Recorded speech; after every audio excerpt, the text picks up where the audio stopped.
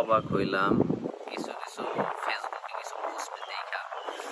পোস্টগুলো এরকম করছে যে যারা কোটা আন্দোলনে মারা গেছে, আমি অবশ্যই তাদেরকে সম্মান করি, দোয়া করি যে আল্লাহ তাদেরকে জান্নাত নসিব করুক।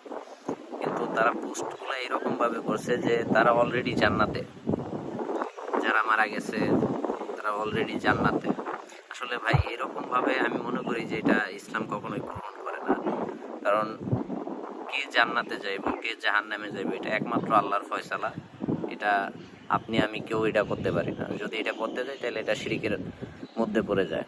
তবে আমরা একটা জিনিস পারি যে যেই মারা যাক না কেন, তার জন্য আমরা দোয়া করতে পারি যে আল্লাহ তাদেরকে জান্নাত নসিব করুক, আল্লাহ তাদেরকে জান্নাতে সর্বোচ্চ মুকাম দান করুক। তো এরকম ভাবে বলা যায়। তো দোয়া, দয়া করে এরকম কেউ বলবেন না, শিরকের সাথে শরিক হবেন না যে তারা অলরেডি জান্নাতি। আমি দেখছি কিছু কিছু পোস্টে মানে ছবি আকারেও দেখানো হয়েছে যে যারা মারা গেছে তারা আকাশে আছে, তারা জান্নাতে আছে।